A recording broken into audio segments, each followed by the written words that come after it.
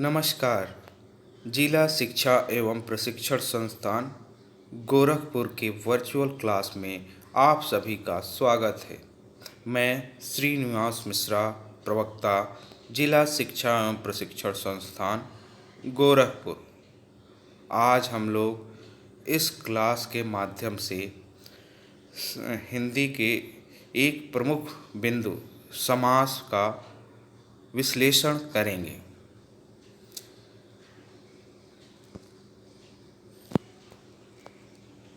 शब्द रचना समास।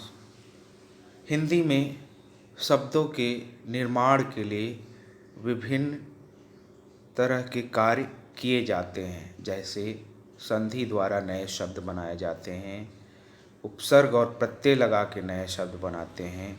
उसी प्रकार समासिक शब्दों द्वारा नए शब्दों की उत्पत्ति होती है, जिसमें दो या दो से अधिक शब्दों को एक में जोड़ के एक नया शब्द का निर्माण किया जाता है। इसको समास को समझने के लिए हम लोग पहले उदाहरण लेंगे और फिर उसको परिभाषित करने की कोशिश करेंगे। जैसे आप लोग को चित्र में कुछ दिख रहा है, जैसे तीन या त्रि और नेत्र। पहला शब्द है त्रि और दूसरा शब्द है नेत्र, और इन दोनों शब्दों को मिला के बना है त्रिनेत्र। इसी प्रकार जेब और घड़ी, दोनों को मिला के बना है जेब घड़ी। यहाँ त्रि तथा नेत्र के मेल से नया शब्द त्रिनेत्र बना है। इसी प्रकार जेब तथा घड़ी के मेल से जेब घड़ी बना है। इस प्रकार दो या दो से अधिक शब्दों को आपस में मिलाकर भी नए शब्द बनाए जाते हैं। हाँ, इन दो या दो से अधिक शब्दों में आपस में कुछ संबंध होना आवश्यक है। इस प्रकार हम समास को परिभाषित करते हुए कह सकते हैं कि परस्पर संबंध रखने वाले दो या दो से अधिक पदों के मेल को समास कहते हैं। जैसे बैल गाड़ी, दोनों के मेल से बना है बैलगाड़ी। इस प्रकार बने शब्द समस्त पद या सामासिक शब्द कहलाते हैं। समस्त पद के पहले शब्द को पूर्व पद तथा दूसरे को उत्तर पद कहा जाता है। सामासिक शब्दों के बीच का संबंध स्पष्ट करना समास विग्रह कहलाता है। उदाहरण द्वारा स्पष्टीकरण। समस्त पद, पूर्व पद, उत्तर पद, समास विग्रह। पहला शब्द जो लिया गया है वो समस्त पद है यथाविधि। यथाविधि में पूर्व पद है यथा और उत्तर पद है विधि, और इन दोनों शब्दों के बीच संबंध को व्यक्त करते हुए इसका समास विग्रह है विधि के अनुसार। इसी प्रकार तुलसी कृत, पूर्व पद है इसमें तुलसी, उत्तर पद है कृत, और इसके संबंध को बताते हुए इसका समास विग्रह है तुलसी द्वारा कृत। इसी प्रकार कमल नयन, पूर्व पद कमल, उत्तर पद नयन, समास विग्रह कमल जैसे नयन। इसी प्रकार चराचर, पूर्व पद चर, उत्तर पद अचर, समास विग्रह चर और अचर। इसी प्रकार त्रिलोक, पूर्व पद त्रि, उत्तर पद लोक, समास विग्रह तीनों लोकों का समूह।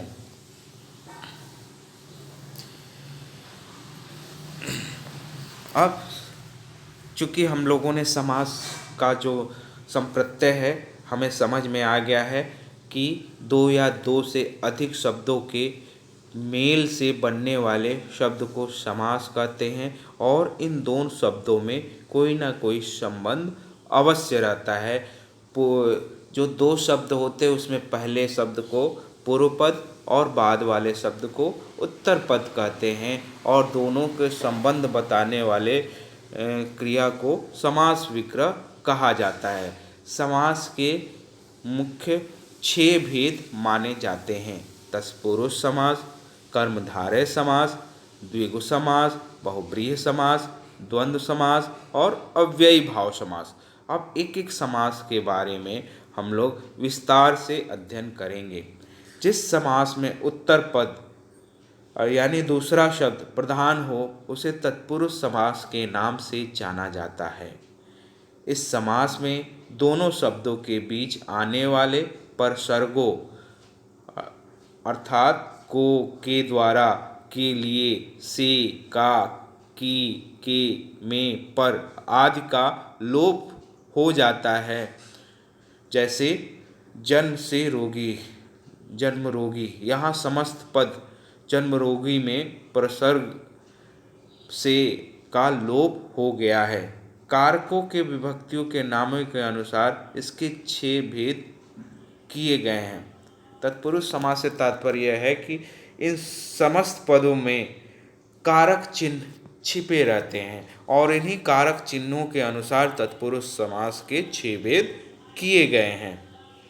पहला है कर्म तत्पुरुष। कर्म कारक की को विभक्ति का लोप होता है। स्वर्ग प्राप्त, ग्रंथ को लिखने वाला, ग्रंथाकार, गगन को चूमने वाला, गगनचुंबी, चिड़ियों को मारने वाला, चिड़ीमार, परलोक को गमन, परलोकगामी। इसी प्रकार दूसरा तत्पुरुष समास का भेद है करण तत्पुरुष। करण कारक की विभक्ति से का इसमें लोप होता है।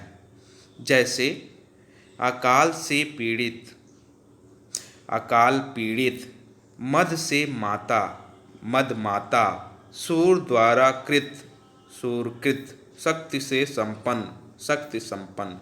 करण तत्पुरुष में करण कारक के कारक चिन्ह का लोप होता है। से द्वारा करण कारक के विभक्ति चिन्ह होते हैं। फिर तीसरा तत्पुरुष समास का भेद है संप्रदान तत्पुरुष। संप्रदान कारक की विभक्ति का इसमें लोप होता है। संप्रदान कारक का विभक्ति के लिए होता है। जैसे डाक के लिए गाड़ी, डाक गाड़ी, सत्य के लिए आग्रह, सत्याग्रह, राह के लिए खर्च, राह खर्च, सभा के लिए भवन, सभा भवन, जेब के लिए घड़ी, जेब घड़ी। अपादान तत्पुरुष। अपादान कारक की विभक्ति से का लोप इसमें हुआ रहता है। जैसे धन से हीन, धनहीन, जन्म से अंधा, जन्मांध, पथ से भ्रष्ट, पथभ्रष्ट, देश से निकाला, देश निकाला। संबंध तत्पुरुष। संबंध कारक की विभक्ति का, की, के का इसमें लोप होता है। जैसे राजा की पुत्री, राजपुत्री, प्रेम का सागर, प्रेम सागर, भू का दान, भूदान, देश का वासी, देशवासी। और अंतिम तत्पुरुष समास का भेद है अधिकरण तत्पुरुष। इस अधिकरण कारक की विभक्ति में पर का लोप इसमें होता है। जैसे आप पर बीती, आप बीती, कार्य में कुशल, कार्य कुशल, दान में वीर, दान वीर, शरण में आगत, शरणागत। अब समास के दूसरा भेद कर्मधारय समास के बारे में अपनी समझ हम विकसित करेंगे। कर्मधारय समास में बाद का शब्द अर्थात उत्तर पद प्रधान होता है। इसमें विशेषण विशेष्य, एक शब्द विशेषण दूसरा विशेष्य या उपमेय उपमान का संबंध होता है। अर्थात दोनों में से एक शब्द की उपमा दूसरे से की जाती है या तुलना की जाती है। कर्मधारय समास के 5 रूप देखे जा सकते हैं। जिस पहला रूप है पहला पद विशेषण तथा दूसरा पद विशेष्य, जिसमें विशेषण विशेष्य का संबंध हो। पहला पद विशेषण हो और दूसरा पद विशेष्य। जैसे समस्त पद है सद्धर्म, पहला पद हुआ सत, दूसरा पद है धर्म। विग्रह हो गया सत है जो धर्म। इसी प्रकार पीताम्बर, पित अंबर, पित है जो अंबर। नीलकंठ, नील और कंठ, नीला है जो कंठ, जिसमें पहला पद जो है विशेषण है और दूसरा पद विशेष्य है। इसी प्रकार दूसरी स्थिति है, पहला पद विशेष्य तथा दूसरा पद विशेषण होता है। ये पहले उदाहरण के विपरीत है। जैसे कि समस्त पद है मुनि श्रेष्ठ, पहला पद मुनि और दूसरा पद श्रेष्ठ, मुनियों में श्रेष्ठ है जो, श्रेष्ठ मुनि। पुरुषोत्तम, पहला पद है पुरुष और दूसरा पद है उत्तम, पुरुषोत्तम। पुरुषों में उत्तम है जो, नराधम, नर और अधम, नरों में अधम है जो। यहाँ पे पहला पद विशेष्य है, पहला पद मुनि, पुरुष और नर, और दूसरा पद विशेषण है, जैसे श्रेष्ठ, उत्तम और अधम। तीसरे प्रकार का जो समास होता है वो इस प्रकार से है कि दोनों पद विशेषण होते हैं। जैसे समस्त पद है खटमिठा, पहला पद है खट्टा, दूसरा पद है मीठा। विग्रह, खट्टा और मीठा। शीतोष्ण, शीत, उष्ण, शीत और उष्ण। पहला पद उपमान और दूसरा पद उपमेय। समस्त पद कनक लता, पहला पद इसमें है कनक, दूसरा पद है लता। विग्रह हो गया कनक के समान लता। इसी प्रकार चंद्रमुख, चंद्रमुख, विग्रह हुआ चंद्रमा के समान मुख। इसमें पहला पद उपमान है और दूसरा पद उपमेय है। आगे देखेंगे पहला पद उपमेय तथा दूसरा पद उपमान के रूप में। समस्त पद चंद्रमुख, मुख चंद्र, पहला पद है मुख और दूसरा पद है चंद्र, विग्रह हुआ मुख रूपी चंद्र। उसी प्रकार कर कमल, पहला पद कर, दूसरा पद कमल और विग्रह हुआ कर रूपी कमल। इसमें पहला पद मुख और कर जो उपमेय है और दूसरा पद चंद्र और कमल ये उपमान है। इस प्रकार हम लोगों ने इसके 5 भेदों का अध्ययन किया। अब समास के तीसरा भेद द्विगु समास के बारे में अध्ययन करेंगे। द्विगु समास में पहला पद संख्यावाची होता है। यह समास समूहवाची भी होता है। जैसे 700 दोहों का समूह सतसई, 5 वटों का समूह पंचवटी, 3 फलों का समूह त्रिफला, 3 वेणियों का समूह त्रिवेणी, 100 वर्षों का समूह शताब्दी, 4 राहों का समूह चौराहा। तो द्विगु समास को परिभाषित करते हुए हम कह सकते हैं कि इसमें पहला पद है वो आवश्यक रूप से संख्यावाची होता है। समास का चौथा भेद बहुब्रीहि समास। जिस समास में समस्त पदों में कोई भी पद प्रधान न होकर कोई अन्य पद अर्थात बाहर का प्रधान हो उसे बहुब्रीहि समास के नाम से जाना जाता है। बहुब्रीहि समास द्वारा रचित शब्द विशेषण का कार्य करते हैं। जैसे मृग के लोचन के समान लोचन है जिसके, मृगलोचन। महान है आत्मा जिसकी, महात्मा। घन के समान श्याम है जो, घनश्याम। श्वेत अंबर वाली है जो, श्वेतांबरा। लंबा है उदर जिसका, अर्थात गणेश, लंबोदर। चक्र है पाड़ी में जिसके, चक्रपाणी अर्थात विष्णु। 3 है नेत्र जिसके, अर्थात त्रिनेत्र अर्थात शिव। 10 है आनन जिसके, दशानन अर्थात रावण। नील है कंठ जिसका, नीलकंठ अर्थात शिव।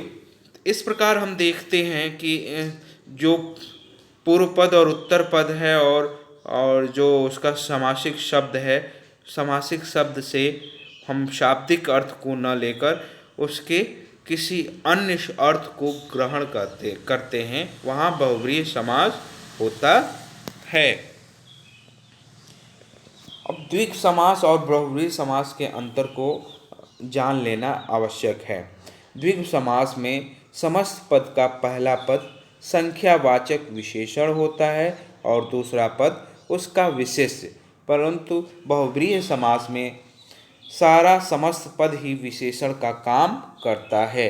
कुछ ऐसे उदाहरण मिल जाते हैं जिन्हें दोनों समासों के अंतर्गत रखा जा सकता है, जैसे चतुर्भुज, चतुर्मुख, त्रिनेत्र आदि। इसके विग्रह करने पर निर्भर करता है कि ये द्विग समास है या बहुव्रीहि समास है।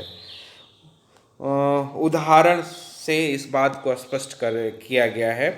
चतुर्भुज, जब चतुर्भुज का इस प्रकार विग्रह हो कि चार भुजाओं का समूह या समाहार, तब यह द्विग समास होगा।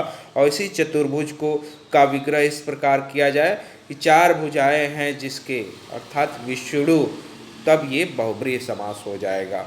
मतलब शब्द एक ही है और इसके विग्रह पे आधारित करेगा कि ये किस प्रकार का समास है, द्विगु समास है या बहुव्रीहि समास है। इसी प्रकार त्रिनेत्र, तीन नेत्रों का समाहार, जब इस प्रकार से विग्रह होगा तब यह द्विगु समास कहलाएगा। और इसी शब्द का जब इस प्रकार से विग्रह हो कि तीन नेत्र हैं जिसके अर्थात शिव, तब यह बहुव्रीहि समास कहलाएगा। अब हम लोग कर्मधारय समास और बहुव्रीहि समास में अंतर को भी देखेंगे। समास के कुछ उदाहरण हैं जो कर्मधारय तथा बहुव्रीहि दोनों में समान रूप से पाए जाते हैं। इन दोनों का अंतर समझने के लिए इसके विग्रह पर ध्यान देना होगा। कर्मधारय समास में एक पद विशेषण या उपमान और दूसरा पद विशेष्य या उपमेय होता है, जैसे पीताम्बर में पित्त विशेषण और अंबर विशेष्य, तथा कमल नयन में कमल उपमेय और नयन उपमान। परंतु बहुव्रीहि समास में सारा या समस्त पद ही किसी संज्ञा के विशेषण का कार्य करता है। इससे दोनों पदों के अर्थ से अलग प्रकट होता है। जैसे ऊपर के दोनों शब्दों को ही ले तो पीताम्बर पीला है, अंबर अर्थात वस्त्र जिसका अर्थात श्री कृष्ण, तथा कमल नयन कमल के समान नयन है जिसके अर्थात विष्णु विग्रह होता है। अतः ध्यान रखिए, जहाँ दोनों में से कोई पद प्रधान नहीं होता तथा दोनों पदों में से भिन्न कोई तीसरा अर्थ निकलता है, वहाँ बहुव्रीहि समास होता है।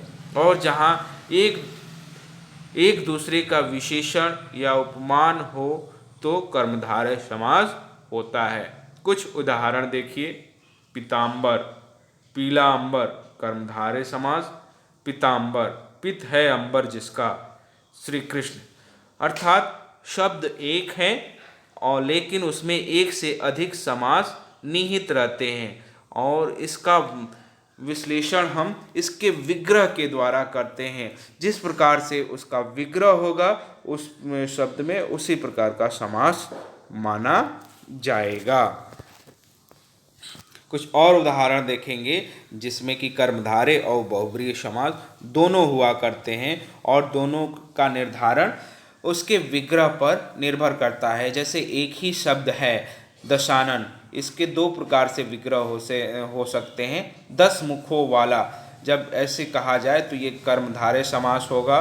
और फिर 10 मुख है जिसके, जब इस प्रकार से विग्रह हो अर्थात रावण, तो इसे बहुव्रीहि समास कहा जाएगा। इसी प्रकार के कुछ और उदाहरण हैं। पंचानन 5 मुखों वाला कर्मधारय और पंचानन का जब इस प्रकार से विग्रह हो, 5 मुख है जिसके, कार्तिकीय या शेर, तब बहुव्रीहि समास होगा। लंबोदर, लंबा उदर, जब इस प्रकार का विग्रह हो तो कर्मधारय समास होगा। जब इसी शब्द का समास विग्रह लंबा है उदर जिसका, अर्थात गणेश, तब यह बहुव्रीहि समास होगा। इसी प्रकार नीलकंठ, नीलाकंठ कर्मधारय समास है, और इसी का विग्रह जब इस प्रकार से हो कि नीला कंठ है जिसका, अर्थात शिव, तब इसमें बहुव्रीहि समास दिखाई देता है। घनश्याम, घन के समान श्याम कर्मधारय है, जब इसका विग्रह इस तरह से हो कि घन के समान श्याम है जो, अर्थात श्री कृष्ण, तब इसमें बहुव्रीहि समास होगा। अब हम समास के 5वें भेद का वर्णन करेंगे। 5वां भेद है द्वंद्व समास। द्वंद्व में दोनों पद समान होते हैं तथा इसमें कोई एक पद प्रधान नहीं होता, अर्थात दोनों ही पद प्रधान होते हैं। इनमें दो शब्दों को मिलाने वाले समुच्चय बोधक जैसे और, तथा, या, अथवा, एव का लोप पाया जाता है। इसको उदाहरण स्वरूप हम देख सकते हैं। माता और पिता, इसको समासिक शब्द के रूप में माता पिता के रूप में लिखा जाता है। राधा और कृष्ण, राधा कृष्ण। रुपया और पैसा, रुपया पैसा। सत्य और असत्य, सत्य असत्य। आज और कल, आज कल। अन्न और जल, अन्न जल। जीवन और मरण, जीवन मरण। हानि और लाभ, हानि लाभ। अब समास के छठे भेद अव्ययी भाव समास के बारे में हम लोग अपनी समझ विकसित करेंगे। अव्ययी भाव का शाब्दिक अर्थ है अव्यय हो जाना। जिस समास में पहला पद अव्यय हो तथा उसके योग से समस्त पद भी अव्यय बन जाए, उसे अव्ययी भाव समास कहते हैं। अव्ययी भाव समास में पहला पद प्रधान होता है। अव्यय का शाब्दिक अर्थ होता है जिसका व्यय न हो, जिसका खर्च न हो। अर्थात कहने का तात्पर्य है इसमें वैसे शब्द होते हैं जो जिसका कि लिंग से, काल से कोई परिवर्तन नहीं होता है। चाहे काल कोई भी हो, चाहे कोई भी लिंग के साथ इसका प्रयोग किया जाता है तो इसमें परिवर्तन नहीं होता है, इसीलिए इससे अव्ययी भाव समास कहा जाता है, जो इसका रूप परिवर्तित नहीं होता है। इसको हम लोग कुछ उदाहरण के साथ देखेंगे। समासिक शब्द है आजन्म। विग्रह होगा जन्म से लेकर, पहला पद आ, और इसमें एक चीज़ और है, पहला पद उपसर्ग प्रवृत्ति का हुआ करता है। दूसरा शब्द है बेखटके। विग्रह है खटके के बिना, इसमें पहला पद बे, वो भी उपसर्ग प्रवृत्ति का है। कायदे के अनुसार, बकायदा। भर पेट, इसका विग्रह है पेट भर। यथा संभव, इसका विग्रह है जैसा संभव। अनजाने, इसका विग्रह है बिना जाने। इस तरह से हम देखते हैं कि जो अव्ययी भाव समास के जो समासिक शब्द होते हैं उसमें पहला पद उपसर्ग प्रवृत्ति का होता है और संपूर्ण शब्द को क्रिया विशेषण के रूप में प्रयोग किया जा सकता है। इसमें विशेष है कई बार एक शब्द की 2 बार आवृत्ति से भी अव्यय बनते हैं तथा इसमें भी अव्ययी भाव समास के अंतर्गत गिना जाता है। जैसे रात ही रात में, रातों रात। कान ही कान में, कानों कान। बात ही बात में, बातों बात। हाथ ही हाथ में, हाथों हाथ। अब हम लोग चूँकि समास के 6 भेदों के बारे में विस्तार से चर्चा कर चुके हैं और उसमें अपनी समझ विकसित कर चुके हैं, तो थोड़ा सा संधि और समास में अंतर को भी जानना आवश्यक प्रतीत होता है कि संधि किसे कहते हैं और समास किसे कहते हैं। तो संधि और समास के अंतर को हम निम्नलिखित बिंदुओं में स्पष्ट कर सकते हैं कि पहला बिंदु है संधि वर्णों के मेल से बनते हैं जबकि समास शब्दों के मेल से बनते हैं। जो संधि होते हैं वो दो वर्णों के मेल होते हैं, उनके में विकार होता है और एक नए शब्द का निर्माण होता है। लेकिन समास में दो शब्द है आपस में मिलकर एक नए शब्द का निर्माण करते हैं। दूसरा अंतर है संधि में वर्णों के योग से वर्ण परिवर्तन भी होते हैं जबकि समास में प्राय ऐसा नहीं होता। संधि में जब दो वर्ण मिलते हैं तो उसके बीच में कुछ विकार उत्पन्न होता है, कुछ वर्णों में परिवर्तन हो जाते हैं आपस में मिलने पर, लेकिन प्रायः समास में ऐसा कुछ नहीं होता। तीसरा अंतर है समास में बहुत से पदों के बीच में परसर्गों या समुच्चय बोधकों का लोप होता है जबकि संधि में ऐसा नहीं होता। चौथा अंतर है अनेक शब्दों में संधि तथा समास दोनों ही होते हैं। बहुत सारे ऐसे तत्सम शब्द होते हैं जिसमें संधि भी होता है और समास भी हमें देखने को मिलता है। कुछ उदाहरण के द्वारा इसको स्पष्ट करने की कोशिश किया गया है। संधि शब्द है देवालय, ये दो वर्णों के मेल से बना है, देव जोड़ आले, ये दो शब्द भी हैं, इसमें अ और आ मिलके आ बन जाता है। ठीक है, इसमें ये समासिक संधि भी है और इसमें समास का भी लोप हुआ है। जैसे नरेश, ये भी दो शब्दों के मेल से बना है, ये समासिक शब्द भी है और इसमें संधि है।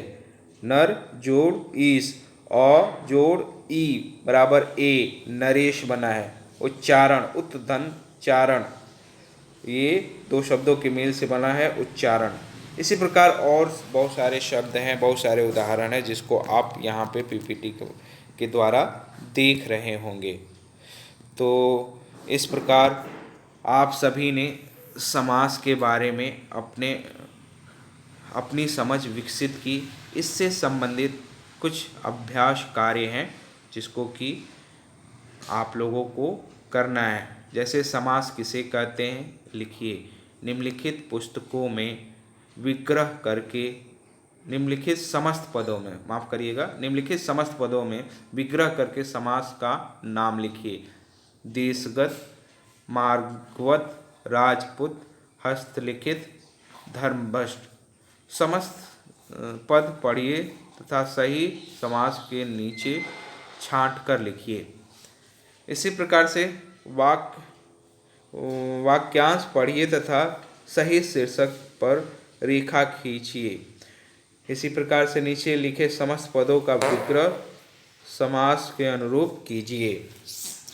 तो इस प्रकार से हम देखते हैं कि जो समास है उसका किस तरह से हम लोग समझ विकसित कर सकते हैं। मुझे उम्मीद है कि जो अभ्यास कार्य मैंने आप लोगों को दिया है उसको पूरा करके आप जल्द से जल्द हमें ऑनलाइन के थ्रू, व्हाट्सएप के थ्रू, मेल के थ्रू हमारे पास सबमिट करेंगे। बहुत बहुत धन्यवाद।